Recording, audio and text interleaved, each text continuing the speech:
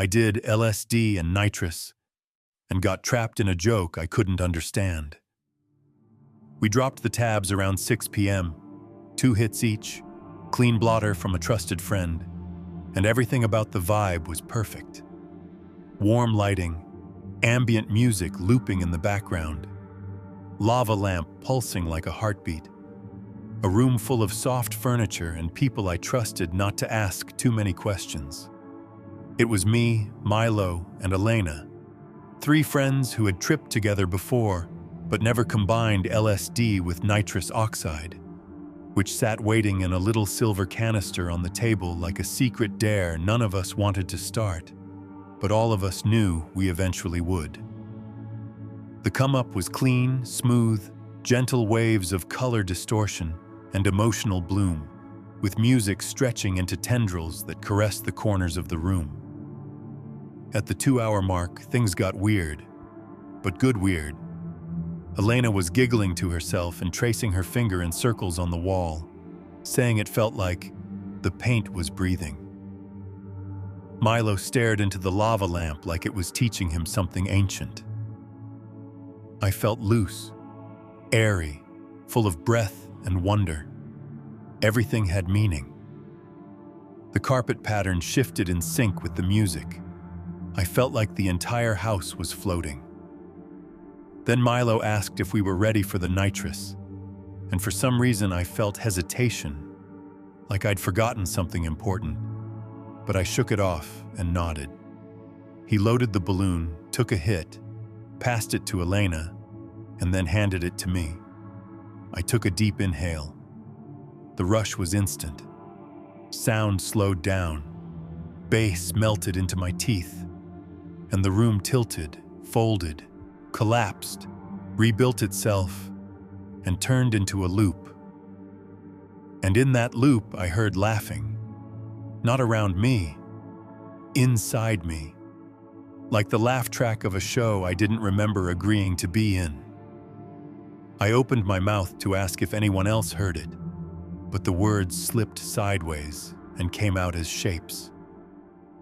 Elena stared at me, wide-eyed, not scared, amused, like she was in on the joke. The furniture was too close, then too far. Then it was me. I was the couch. I could feel people sitting on me. I could feel time creasing into the cushions. I tried to snap out of it, but the second balloon was already loaded and passed to me like a reflex. I hit it again, harder, and that's when things broke. Not melted, snapped. I was no longer in the room. I was in a sitcom set. Literal studio lights above me, laughter on a loop, except I couldn't see the audience. Just a giant cue card that said "You" in bold red letters. I wasn't a person anymore. I was a reference, a symbol, a recurring character whose only purpose was to show up at the wrong time and say the wrong thing. I tried to speak again, and the laugh track cut me off. I tried to move, and the scene reset. The lava lamp retracted into the ceiling. Milo said something about cheese that made no sense, but the laughter roared anyway. Then the set collapsed, and I was on a conveyor belt made of years. Childhood, high school, college, bad breakups, terrible jobs, all sliding under me like luggage at an airport. And at the end of the belt was a mirror. I looked into it and saw every version of myself laughing at me. Not cruelly, not kindly, just watching, like they all knew something I didn't. And then it hit me. The joke had no punchline. That was the punchline. It wasn't that I was part of something meaningful. It was that the search for meaning was the entertainment. I was the clown crying under face paint, chasing truths that were designed to fold into themselves. I opened my eyes and Milo was holding another balloon, offering it to me, but I shook my head. I couldn't go back in, not yet. Elena was crying from laughing too hard. She looked at me and whispered, "It's okay. You're just the callback."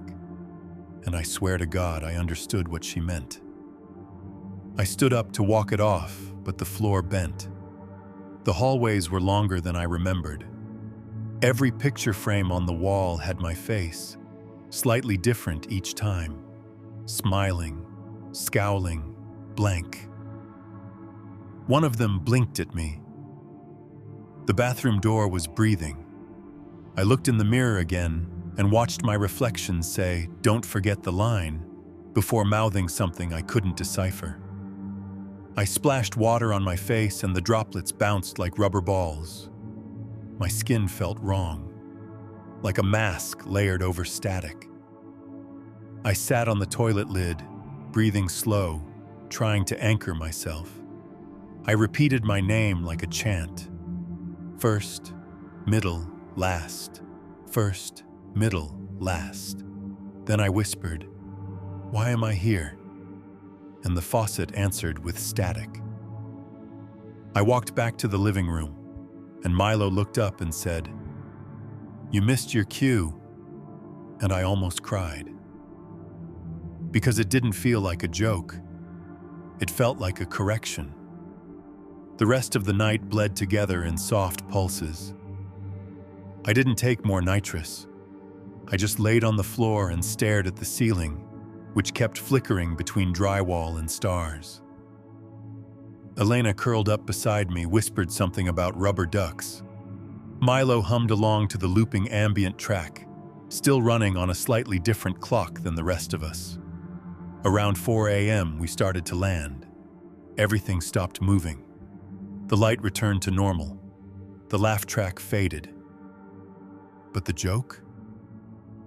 The joke stayed. I still hear it sometimes. When I walk into a room and forget why, or when I say something and no one responds. That click in the background. That invisible audience. Like I'm still on set, still playing a role. And somewhere in the universe, the cue card still says, "You."